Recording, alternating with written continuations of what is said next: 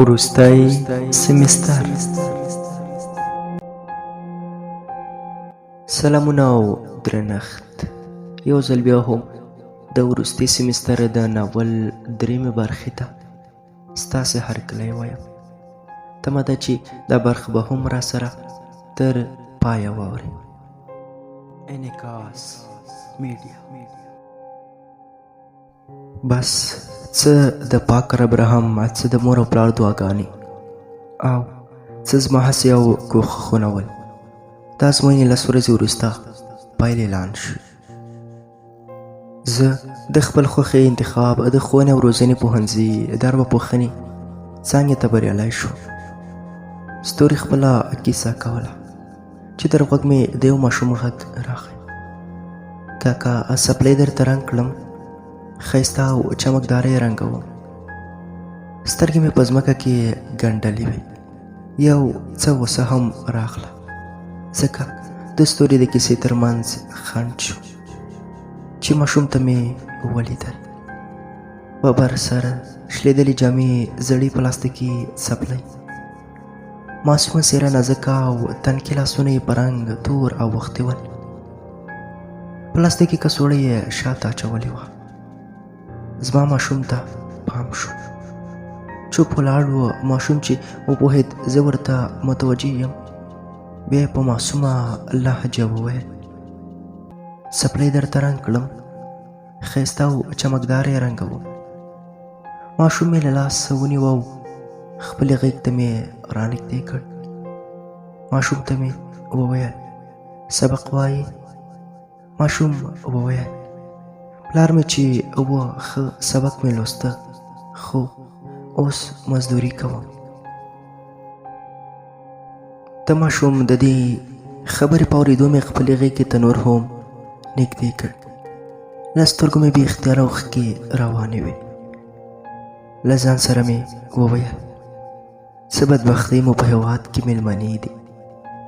جنګونه، قتلونه، غلاګانې، فسادونه، رشوتونه، بېروزګاري، ظلمونه او لوټنې خپل اوج ته رسېدلي دي.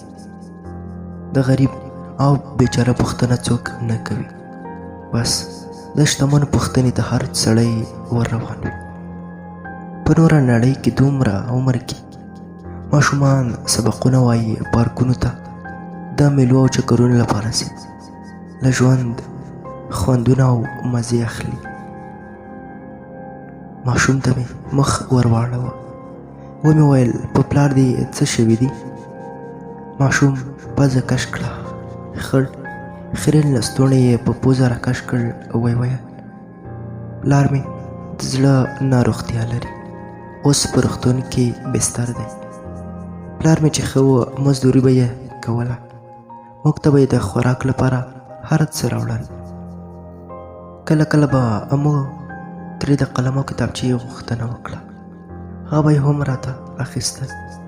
خو اوس سلګۍ یې ونیو. په ژړغوني غږ یې وویل: اوس په روغتون کې بستر دی.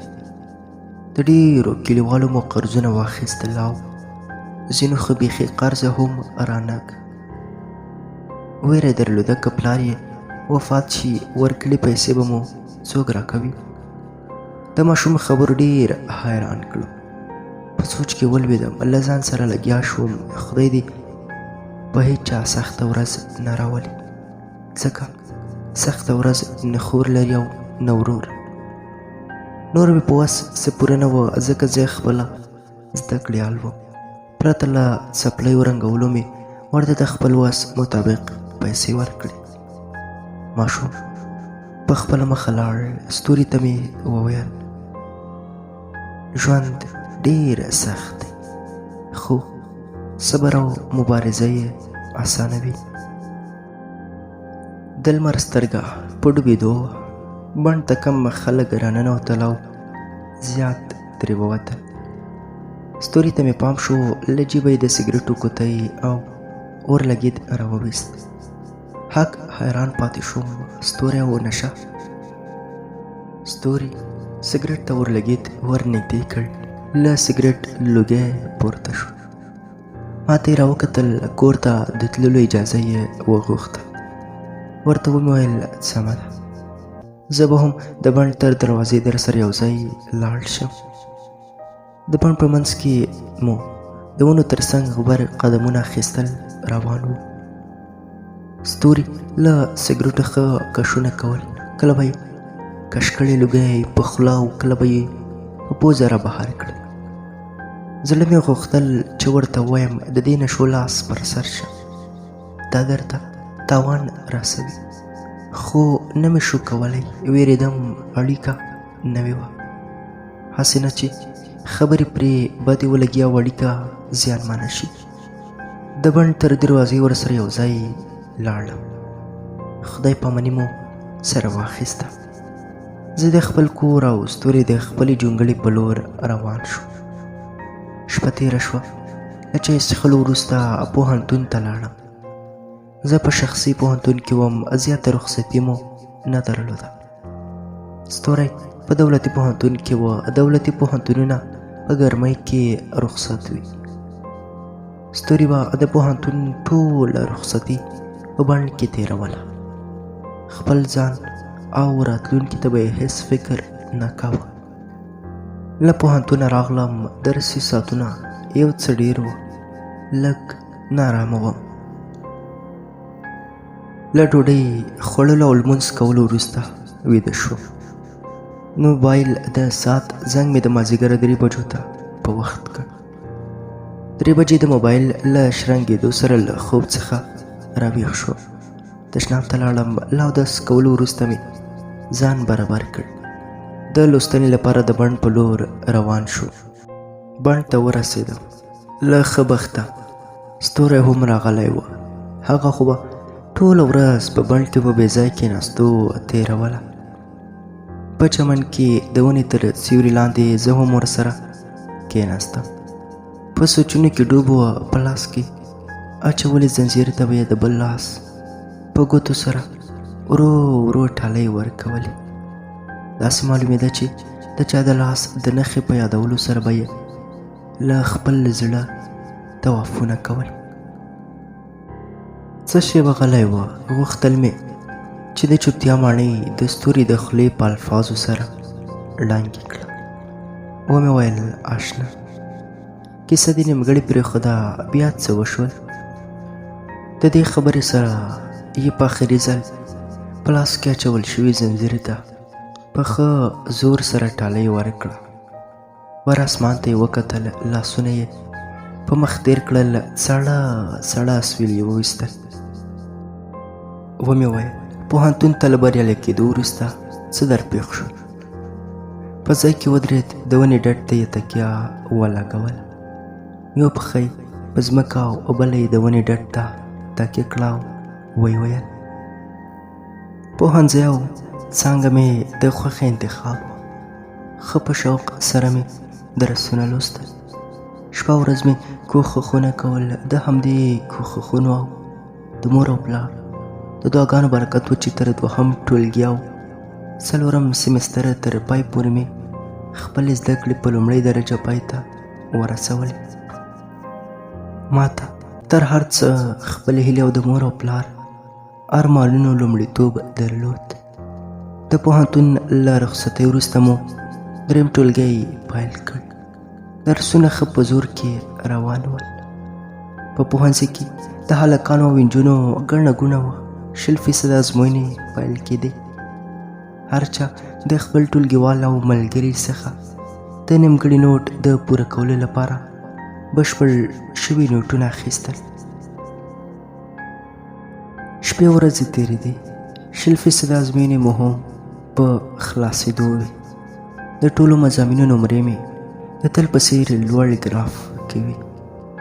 دا هر څه زما د مور او پلار د دعاګانو او هڅونو برکت و. مور به مې په خوږه او له نرمښت ډکه لهجه راته نصیحتونه کول. په مهربانۍ به یې راته په سر لاس راکش کړ. ویل به یې د دې هېواد د بدبختیو او بدرنګیو د خاتمې لپاره په خپلو درسونو کې هڅه او هاند کوه. دا مو وطن دی، دا مو خاوره ده، د دې ساتنه په ځان فرض کړه. دا خاورې به هېڅکله هغه وختونه هېر نه کړي کله چې کوچنی وې او تا به په دې سپېڅلو خاورو کې خاپوړې کولې. هغه وخت دې خاورو ته ځان خوږ کړی و تر څو تل لوی سړی شي او بیا په مینه او جذبه د دې خاورې ساتنه وکړي. دې خبرو به یو ډول ډاډ راباخه. په خیالاتو کې به ډوب شوم. ماضي او راتلونکي به مې فکر ته راتلل. وختونه تېرېدل.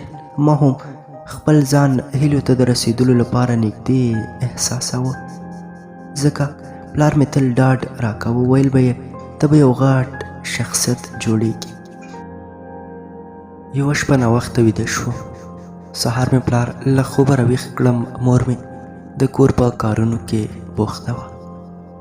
چای تیار شو. په دسترخوان مو یوه پیاله چای وڅښه. ناوخته پوهنتون ته ورسېدم. استاد ټولګي ته ننوتی و. د ټولګي دروازه یې بنده کړې وه. ټولګي ته د ننوتلو اجازه نه وه. زموږ ټولګی د پوهنتون د تعمیر په لومړی پوړ کې و. غوښتل مې چې د لوستنې لپاره یو تش ټولګی پیدا کړم. په لومړي پوړ کې مې تش ټولګی تر سترګو نه شو. دوهم پوړ ته پورته شو. یوه خوا او بله خوا مې وکتل. د یوه ټولګي دروازه نیمه خلاصه وه. زړه مې ولګېد چې زه د اوزګار ګرځېدو پر ځای به یو څه لوستنه وکړم. د ټولګي په لور روان شوم. د دروازې په خلاصېدو مې د یوې نجلۍ سره اوږه ولګېده. په ځان پوه نه شوم. کتابونه مې له لاسه وغورځېدل. مخامخ راته یوه نجلۍ ولاړه وه. اوږده باڼه لکه تورې، سپینې او تورې سترګې یې خوږې خوږې ښکارېدې. ښایسته تورې زلفې یې د لام په څېر په مخ راکوزوي. د حیا سره یې په اننګو کې راغونډ ول. سپین غاښونه یې نري ګلابي شونډو لا ښکلي کړي ول. د پاک خدای خلقت ته ګوته په غاښ پاتې وم. داسې خوندوره ایسېده لکه په قلم چې جوړه شوې وي. غلی او خاموشه ولاړ وم. یوازې د هغې د ښایست په ننداره اخته وم. خپلې له حیا ډکې سترګې یې ټیټې کړې. له شرمه یې ځان په خپل حجاب کې راونغاړه. ځان ته مې فکر شو. خپل احساسات مې کنټرول کړل. له لاسه غورځېدلي کتابونه مې راټول کړل.